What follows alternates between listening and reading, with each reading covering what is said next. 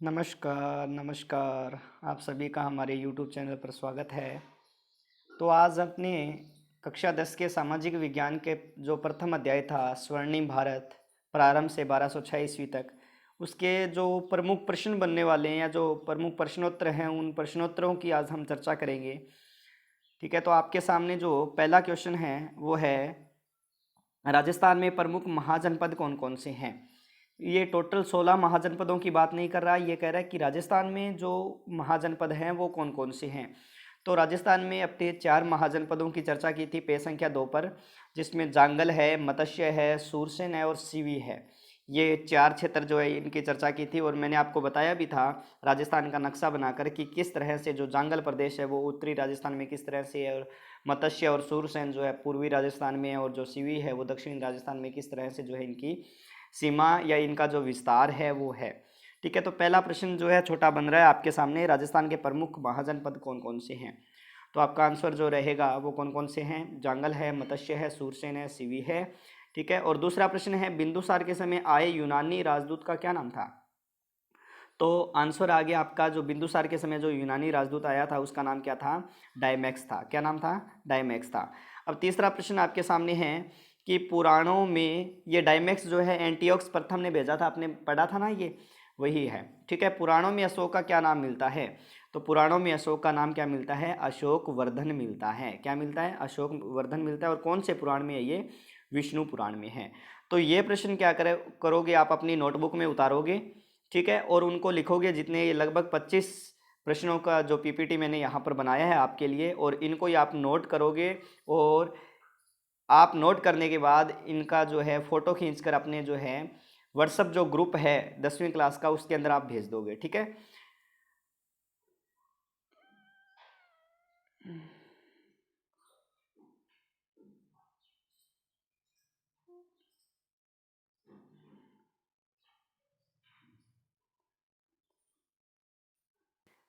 अगला जो आपका प्रश्न है वो है कि जो पल्लवकालीन महाबलीपुरम नगर जो है वो क्यों प्रसिद्ध है। ठीक है, ये महत्वपूर्ण प्रश्न भी रहा है, परीक्षा की दृष्टि से भी बहुत महत्वपूर्ण प्रश्न है ये। तो पल्लवकालीन जो महाबलीपुरम नगर है वो 5 रथ मंदिरों के कारण और यहाँ चट्टानों को तराश कर मूर्तियाँ उत्कीर्ण की गई है। ठीक है, चट्टानों को तराश कर क्या है कि मूर्तियाँ बनाई गई है या उत्कीर्ण की गई है, इनके लिए जो है ये पल्लवकालीन जो है वो महाबलीपुरम नगर जो है प्रसिद्ध है। और बाद में ये जो है एक तरह से इनकी क्या बनी थी, बाद में राजधानी भी बनी थी। ये क्या बनी थी, राजधानी भी बनी थी, इसीलिए ये जो है पल्लवकालीन महाबलीपुरम जो नगर है वो प्रसिद्ध है। ठीक है, अगला जो प्रश्न है आपके लिए पांचवा प्रश्न है, समुद्रगुप्त की विजयों के बारे में किस प्रमुख स्रोत से जानकारी मिलती है। तो जो समुद्रगुप्त है उसकी विजयों के बारे में जानकारी हमें कहाँ से मिलती है, प्रयाग प्रशस्ति से मिलती है, और जिसके रचयिता कौन थे, हरिशेन थे। कौन थे रचयिता प्रयाग प्रशस्ति के, हरिशेन थे। और किसके दरबार में थे ये, समुद्रगुप्त के दरबार में थे। अब आगे प्रश्न पूछा जा रहा है कि गुप्त वंश किस शासक को भारत का नेपोलियन कहा गया है। भी गुप्त वंश के जो है कौन से शासक को भारत का नेपोलियन कहा गया है। तो समुद्रगुप्त को कहा गया है। तो ये किसने कहा था, अगर पूछे तो विसेंट स्मिथ ने कहा था। ये किसने कहा था, विसेंट स्मिथ ने कहा था। ठीक है, अगला प्रश्न है कालिदास द्वारा रचित किन्हीं 2 महाकाव्यों के नाम बताइए। भी कालिदास के द्वारा कौन कौन से महाकाव्यों की रचना की गई है उसके बारे में ये पूछ रहा है। तो कालिदास ने एक तो किसने कौन सा लिखा था, मेघदूत है, और दूसरा कौन सा लिखा था, रघुवंश लिखा था। कौन सा लिखा था, रघुवंश लिखा था। ठीक है, अगला क्वेश्चन आपके सामने आठवां है, नालंदा विश्वविद्यालय की स्थापना किसने की थी। तो आपका आंसर रहेगा किसने की है, कुमारगुप्त ने की है। नालंदा विश्वविद्यालय की स्थापना कहाँ है, नालंदा। तो नालंदा कहाँ है, बिहार के अंदर है नालंदा। नालंदा कहाँ है, बिहार में, और इसकी स्थापना किसने की थी, कुमारगुप्त ने की थी। आगे है चोलकालीन तंजौर नगर क्यों प्रसिद्ध है। छोटे एक एक नंबर के प्रश्न है, क्योंकि आपके जो परीक्षा की दृष्टि से अगर देखें तो या तो आपके 1 नंबर का प्रश्न आता है या आपके 4 नंबर का प्रश्न आता है। उसी आधार पर मैंने ये पीपीटी तैयार किया है आपके लिए। चोलकालीन तंजौर नगर क्यों प्रसिद्ध है। तो राजराज प्रथम द्वारा द्रविड़ शैली में बनाए गए राजराजेश्वर मंदिर के कारण। ठीक है, मैंने आपको अच्छी तरह से बताया था, राजराजेश्वर मंदिर के कारण। ठीक है, जो कि भगवान है शिव का मंदिर है। मैंने ये भी बताया था जहां पर ईश्वर शब्द लग जाए वो किसके मंदिर आएंगे, आपके भगवान है शिव के मंदिर आएंगे। ठीक है, तो चोलकालीन तंजौर नगर क्यों प्रसिद्ध है, क्योंकि राजराज प्रथम द्वारा द्रविड़ शैली में बनाए गए राजेश्वर मंदिर के कारण जो है ये प्रसिद्ध है। ठीक है, अगला जो क्वेश्चन है वो है, अशोक का रुमिंद अभिलेख क्यों महत्वपूर्ण है। अशोक का जो रूमिंदेही अभिलेख है वो क्यों महत्वपूर्ण है, क्योंकि ये जो रूमिंदेही अभिलेख है वो विशेषतः आपके जो है नेपाल के आसपास क्षेत्र में मिले या नेपाल के अंदर मिला है, ठीक है। और उसमें जो है इस अभिलेख में क्या है कि वहाँ जो नेपाल क्षेत्र है उस नेपाल के अंदर भूमि कर जो है दर उसको 1/6 से घटाकर 1/8 कर दिया था। मतलब पहले जो है उपज का कितना छठा हिस्सा लिया जाता था और बाद में उपज का कितना कौन सा हिस्सा लिया जाने लगा, 8वां हिस्सा लिए जाने लगा, ठीक है। तो 10वें प्रश्न का आंसर क्या रहेगा आपके भी, इस अभिलेख में वहां भूमि कर दर जो है 1/6 से घटाकर कितनी कर दी गई थी, 1/8 कर दी गई, और इसका उल्लेख इसके अंदर मिलता है। अगला क्वेश्चन है आपके सामने 11वां क्वेश्चन, इलाहाबाद प्रशस्ति का लेखक कौन था। तो आपका आंसर रहेगा कौन था, इलाहाबाद प्रशस्ति का लेखक हरिसेन था। इलाहाबाद प्रशस्ति का लेखक कौन था, हरिसेन था। इसके बाद में जो है सातवाहन वंश के प्रतापी राजा का जो है नाम क्या था। भी प्रमुख महत्वपूर्ण शासक पूछ रहा है सातवाहन वंश का, ठीक है। तो अपने ये इसके बारे में मैंने आपको बताया था कि एक ऐसा जो है राजवंश है जो अपने नाम के आगे अपनी माता का नाम अंकित करता है, ठीक है। तो यह जो है उसका नाम क्या है, गौतमी पुत्र सातकर्णी, ठीक है। गौतमी पुत्र सातकर्णी जो है सातवाहन वंश का प्रतापी शासक था। अगला क्वेश्चन है, स्कंदगुप्त ने मौर्यों द्वारा निर्मित किस झील का जीर्णोद्धार करवाया था, ठीक है। तो झील कौन सी है, सुदर्शन झील है, ठीक है। जो सुदर्शन झील पूछे कहाँ है तो जूनागढ़ के अंदर है। जूनागढ़ कहाँ है, गुजरात के अंदर है, ठीक है। जूनागढ़ कहाँ है, गुजरात में है, ठीक है। अगला क्वेश्चन है 14वां क्वेश्चन है, किन्हीं 4 महाजनपदों के नाम लिखिए। किन्हीं 4 महाजनपदों के नाम लिखिए। ये प्रश्न भी आपके पूछा जा चुका है। अंग, मगध, काशी और कौशल। अंग, मगध, काशी और कौशल ये क्या है, 4 महाजनपदों के नाम है। वैसे आप कोई भी लिख सकते हो, इन 16 महाजनपदों में कोई भी 4 लिख सकते हो, जरूरी नहीं है जो मैंने लिखे वही लिखनी है। कोई भी है, अंग मगध है, काशी है, कौशल, वत्स, कुरु, पांचाल, सूरसेन, अस्म, कवंती, गांधार, कंबोज, वज्जिमल, चेदी, मत्स्य, इनमें से कोई भी लिख सकते हो आप, ठीक है ना। अगला जो क्वेश्चन है 15वां क्वेश्चन, अंतिम मौर्य सम्राट कौन था। तो अंतिम मौर्य सम्राट जो है वो कौन था, वृहद्रथ था, ठीक है। आप इन प्रश्नों को मैं बता रहा हूँ भी आप अपनी नोटबुक में उतार लेना, वीडियो को रोक कर इनको नोटबुक में उतार लेना, ठीक है ना। समाहर्ता नामक अधिकारी का क्या कार्य था, ठीक है। समाहर्ता नामक अधिकारी का क्या कार्य था। तो समाहर्ता जो है वो क्या करता था, राजस्व एकत्रित। समाहर्ता मैंने बताया था ना आपको, करों को हरण करने वाला, करों को एकत्रित करने वाला, और आय व्यय का क्या रखता था, ये ब्यौरा रखता था। अगला क्वेश्चन है, कौटिल्य की पुस्तक का क्या नाम है, ठीक है। तो आपका आंसर रहेगा, कौटिल्य की पुस्तक का नाम क्या है, अर्थशास्त्र है। पतंजलि किस शासक के काल में हुए हैं। तो आपका आंसर रहेगा जो है पतंजलि जो है पुष्यमित्र शुंग के शासक के काल में हुए हैं, ठीक है। हर्षवर्धन की साहित्यिक रचनाओं के नाम। तो हर्षवर्धन की साहित्यिक रचनाओं के नाम, ये थोड़ा सा रत्नावली लिखा गया, ये जो है ये रत्नावली है, क्या है, रत्नावली है, ठीक है। ऐसे लिख लेना इसको, क्या है इसका नाम, रत्नावली, प्रियदर्शिका और नागानंदी है, ठीक है। ये 3 हर्षवर्धन की जो है साहित्यिक रचनाएं हैं, ठीक है। रत्नावली, प्रियदर्शिका और नागानंदी। आगे है, पाल वंशी राजा किस धर्म के अनुयायी थे। तो पाल वंशी राजा जो है वो कौन से धर्म के अनुयायी थे, बौद्ध धर्म के अनुयायी थे। पाल वंशी राजा किस धर्म के अनुयायी थे, बौद्ध धर्म के अनुयायी थे। वैसे मैं ये आपके जो पीडीएफ है ये आपके जो ग्रुप है 10वीं क्लास का उसके अंदर मैं डाल दूंगा, और साथ में अपने टेलीग्राम ग्रुप वगैरह में मैं इसको डाल दूंगा, ठीक है। वहां से भी आप इसको देख सकते हो, ठीक है ना। तो आगे जो है जो आपके 21वां क्वेश्चन है वो है, अशोक के धम्म की अवधारणा लिखिए। अशोक के धम्म की अवधारणा लिखिए। और ये क्वेश्चन जो है लगभग आपके 4 नंबर का पूछा जाता है। कितने नंबर का आता है, 4 नंबर का क्वेश्चन आता है, ये इंपॉर्टेंट है, ध्यान रखना। तो किस तरह से लिखोगे, पहले तो आप लिखोगे भी अशोक का जो धम्म है क्या, ठीक है। धम्म क्या है, धम्म की परिभाषा लिखोगे। तो मैंने एक बहुत ही सरल परिभाषा आपको बताई है कि अशोक ने अपनी प्रजा के नैतिक व भौतिक उन्नति के लिए जिन आचार संहिताओं का प्रतिपादन किया वही क्या है, अशोक का धम्म है। यहाँ पर क्या कह रहा है, मौर्य शासक अशोक ने मनुष्य की नैतिक उन्नति के लिए जिन आदर्श आचार संहिता, आदर्श नियमों का प्रतिपादन किया वही क्या है, एक तरह से अशोक का धम्म है, ठीक है। अशोक के धम्म की परिभाषा कौन कौन से स्तंभ लेख में दी गई है। तो अशोक के धम्म की परिभाषा 2 व 7वें लेख में दी गई है, ये बात भी यहां पर आपको बता दी गई है। अब आगे क्या कह रहा है कि अशोक के अनुसार पाप कर्म से निवर्ती, विश्व कल्याण, दया, दान, सत्य एवं कर्म शुद्धि ही क्या है, धम्म है, ठीक है, दया है, दान है, सत्य है, कर्म शुद्धि ही क्या है, धम है। इस तरह से आप कोई भी 4 पॉइंट इसमें से लिख लेना। ठीक है, सारे लिखो तो अच्छी बात है, नहीं तो 4 पॉइंट तो आपको नोट करने ही पड़ेंगे, किसी भी हालत में लिखने ही पड़ेंगे। ठीक है ना, इस चीज़ को आप ध्यान रखना। अशोक के अनुसार पाप कर्म से निवृत्ति, विश्व कल्याण, दया, दान, सत्य एवं कर्म शुद्धि ही क्या है, धर्म है। ये चीज अशोक के अनुसार पाप कर्म से निवृत्ति, विश्व कल्याण, दया, दान, सत्य एवं कर्म शुद्धि ही धम है। संस्कृत में है ना, उपासीनवे दया दाने सचे सोचे चय, दया ही धर्म है, दान ही धर्म है, सत्य ही धर्म है, कर्म शुद्धि ही क्या है, धर्म है, और उपासना ही क्या है, धर्म है। ठीक है, और दूसरा जो है इसमें बता रहे हैं कि साधु स्वभाव, कल्याणकारी कर्म करना, पाप रहित होना, व्यवहार में मृदुता, दया रखना, दान करना, सुचिता रखना, प्राणियों का वध न करना, अशोक के धर्म के क्या है, प्रमुख सिद्धांत है।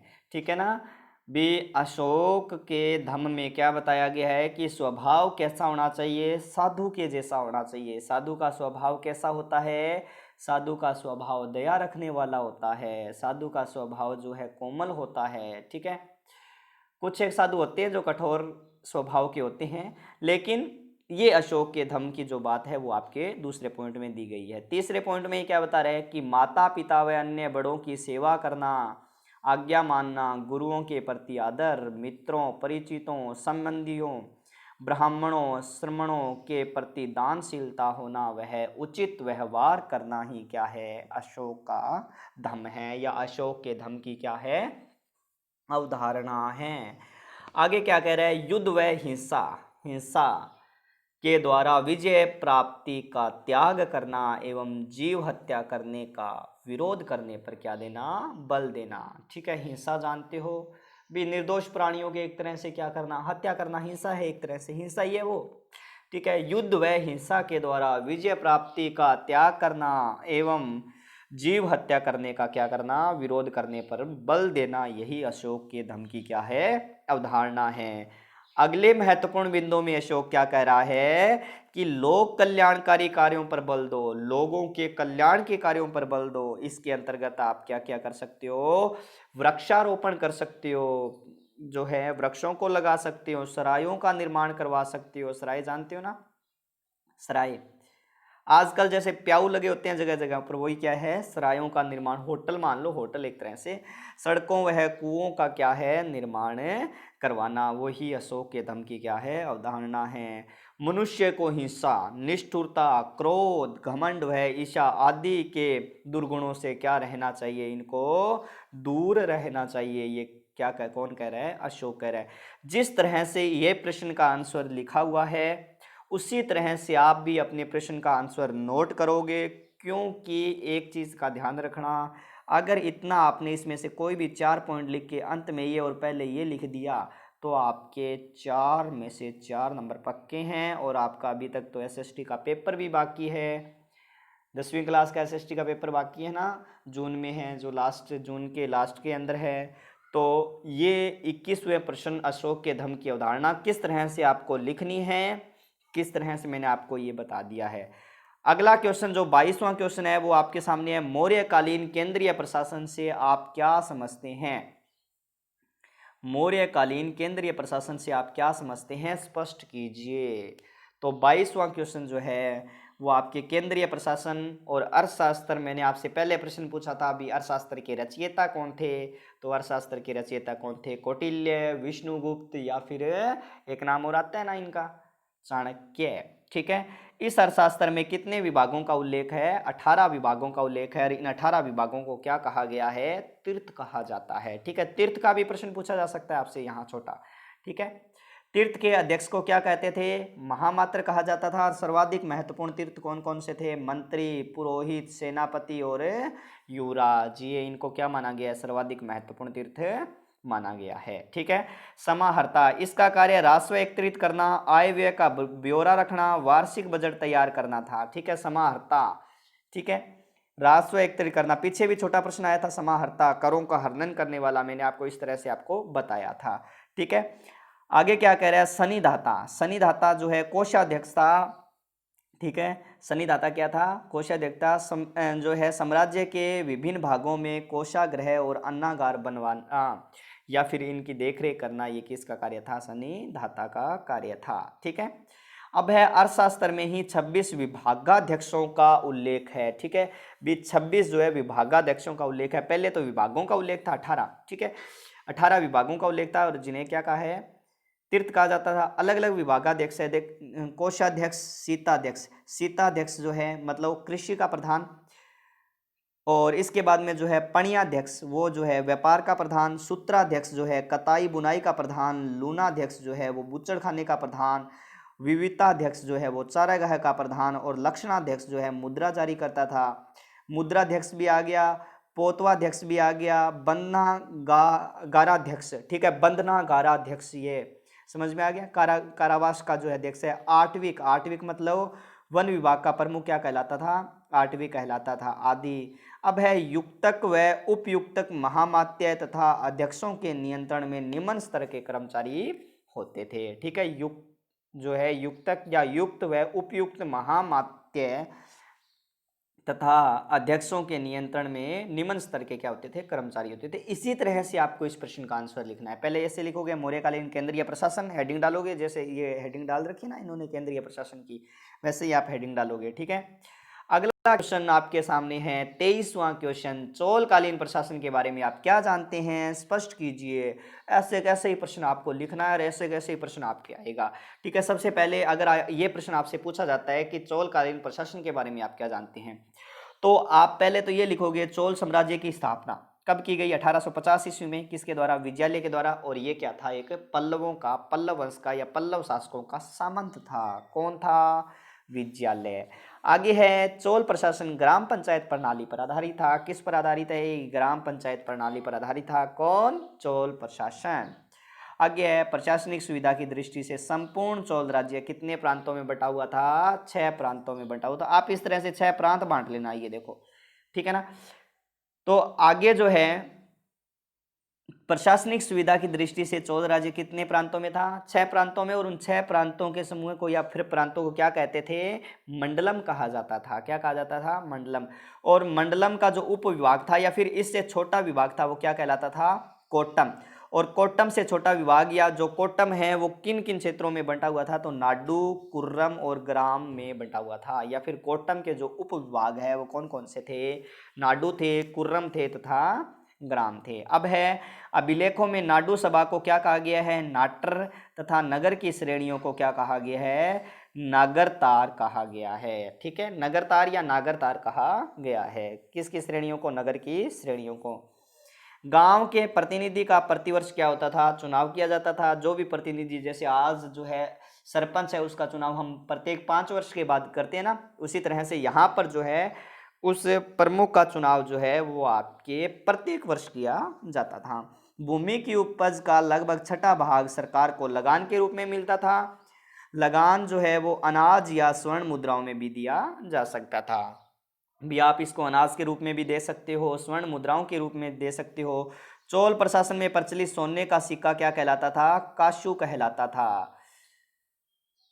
क्या कहलाता था? काशू कहलाता था। ठीक है, चोल प्रशासन में जो है प्रचलित सोने का सिक्का क्या कहलाता था? आपके काशू कहलाता था। और जो 16 ओस का होता था, कौन सा नहीं है, ओस लिखो, ओस, ओस का होता था। यहाँ गलती से टाइप हो गया, ये ओस लिख लेना यहाँ पर।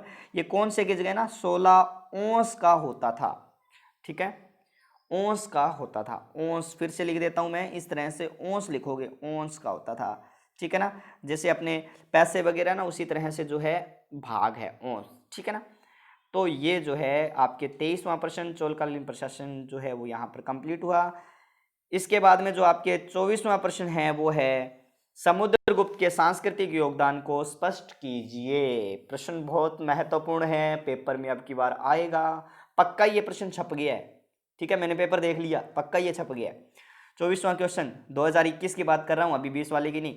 समुद्रगुप्त के सांस्कृतिक योगदान को क्या कीजिए? स्पष्ट कीजिए। अब ऐसे ही आप लिखोगे समुद्रगुप्त का सांस्कृतिक योगदान, क्या लिखोगे? चंद्रगुप्त प्रथम के पश्चात उसका पुत्र समुद्रगुप्त सम्राट बना। इलाहाबाद प्रशस्ति अभिलेख, एरन अभिलेख एवं प्राप्त मुद्राओं से समुद्रगुप्त के बारे में हमें क्या मिलती है, जानकारी मिलती है। समुद्रगुप्त को भारत का क्या कहा जाता है, नेपोलियन कहा जाता है। ये पहले भी अपने प्रश्न पढ़ लिया था ना, भारत का नेपोलियन किसे कहा गया है, समुद्रगुप्त को मैंने आपको बताया था।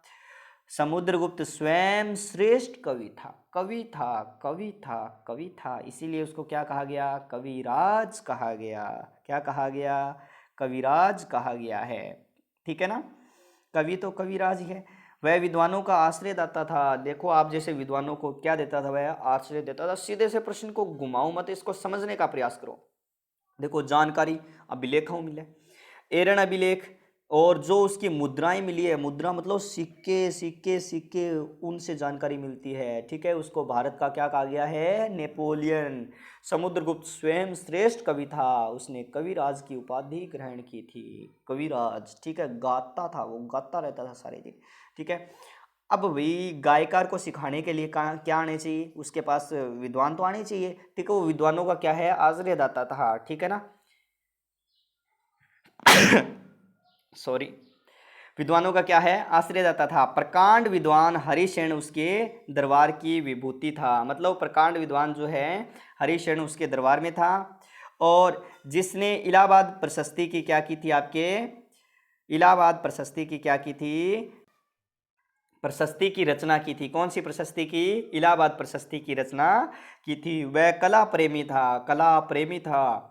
उसे संगीत व ललित कलाओं में भी विशेष रुचि ली थी। ठीक है ना, संगीत व जो ललित कलाएं हैं उनमें विशेष रुचि ली थी। उसे वीणा बजाते हुए एक मुद्रा भी मिली है, उसके एक वीणा बजाते हुए मुद्रा भी मिली है। इसी मुद्रा मिली है, उस पर इसको जो है इस तरह से वीणा बजाते हुए दिखाया गया है। किसको, समुद्रगुप्त को। वह विष्णु भगत था। अभी भजन वगैरह करेगा तो वो भगत तो होगा, भजन वगैरह करेगा, विष्णु भगत था। वह दूसरे धर्मों का भी सम्मान रूप से आदर करता था। जरूरी नहीं है जो भजन करे वो विष्णु का भगत ही हो। ठीक है ना, वैसे अगर लीलाओं में देखें तो ज्यादातर विष्णु के भगत है, क्योंकि विष्णु जी के रूप राम जी हैं और विष्णु जी के ही रूप कृष्ण जी है। इसी तरह से आप कह सकते हो विष्णु भगत है। ठीक है, वह दूसरे धर्मों का भी क्या करता था, सम्मान रूप से आदर करता था। ये आपके जो है 24वां प्रश्न जो है यहाँ कंप्लीट होता है। और 25वां प्रश्न, अगर अभी जो अब की बार 2020 में जो विद्यार्थी 10वीं का एग्जाम दे रहे हैं उनके लिए प्रश्न पक्के इंपॉर्टेंट है। 25 क्वेश्चन है, 25 क्वेश्चन में आपके 5 नंबर के क्वेश्चन पक्के ही है, इसके अंदर से पढ़ लेना चाहिए। गारंटी से बोल रहा हूँ, 5 नंबर के प्रश्न छप चुके हैं आपके पेपर के अंदर। ठीक है ना, अगला क्वेश्चन देखो, धम्म यात्रा एवं धम्म महामात्र से आप क्या समझते हैं। आरबीएसई 2019, अरे ये तो छपा हुआ भी है, ये तो पहले ही आ चुका है, दोबारा आएगा जी, आएगा, पक्का ही आएगा। क्या कह रहा है, धम्म यात्रा व धम्म महामात्र से आप क्या समझते हैं। आरबीएसई 2019 ने ये प्रश्न पूछा है। अरे आपका अधीनस्थ बोर्ड, ये माध्यमिक शिक्षा बोर्ड या Rajasthan board of secondary education, ठीक है ना, यही है, यही प्रश्न पूछ रहा है। ऐसे ही प्रश्न आएंगे, इंपॉर्टेंट है, इसीलिए मैं आपको बता रहा हूँ। पढ़ लीजिए, इनको अच्छी तरह से पढ़ लीजिए, आगे शेयर भी कर दीजिए ताकि आपके दोस्तों के भी काम आ जाए ये प्रश्न। ठीक है ना, क्या कह रहे हैं, धम्म यात्रा। धम्म यात्रा क्या है, मौर्य शासक अशोक ने मनुष्य की नैतिक उन्नति के लिए जिन आदर्शों का प्रतिपादन किया वही अशोक का क्या है, धम्म है। मान लो 4 नंबर का प्रश्न है, आपको इसका आंसर नहीं आता, तो अगर आप इतना लिख देते हो तो आपको 1 नंबर जो है आराम से दे देगा। इस चीज का भी ध्यान रखना। ठीक है ना, क्या कह रहे हैं, धम्म कहा गया है, अशोक से पूर्व बिहार यात्राएं की जाती थी जिनमें राजा पशुओं का शिकार करते थे। अशोक ने इसके स्थान पर धम्म यात्राओं का प्रावधान किया, जिसमें बौद्ध स्थानों की यात्रा के साथ साथ ब्राह्मणों, श्रमणों और वृद्धों को स्वर्ण दान किया जाता था। ठीक है, मतलब धर्म के प्रचार के लिए इसने अलग अलग स्थानों पर क्या प्रारंभ की थी, धम्म यात्राएं प्रारंभ की थी। अब है धम्म महामात्र। मौर्य शासक अशोक ने अपने राज्याभिषेक के 14वें वर्ष में धम्म महामात्रों की नियुक्ति की थी, जिनके प्रमुख कार्य क्या क्या थे, जनता में धम्म का प्रचार प्रसार करना, उन्हें कल्याणकारी कार्य करने, वह दानशीलता के लिए प्रोत्साहित करना, कारावास से कैदियों को मुक्त करना या उनकी सजा कम करना, उनके परिवार की आर्थिक सहायता करना आदि था। धम्म महामात्र भी जो है धर्म के प्रचार के लिए इसने जो व्यक्तियों को, लोगों को जो नियुक्त किए थे वो क्या है, धर्म प्रचारक या धम्म महामात्र कहलाए थे। ये लो जी आपके 25% कंप्लीट और 5 नंबर का आपका मैटर जो है यहाँ तक ही नहीं 25 प्रश्नों में तैयार हो चुका है। 5 नंबर आपके कहीं भी नहीं जाने वाले, अगर आप इसको अच्छी तरह से देखते हो तो 5 नंबर तो आपके पक्के ही हैं।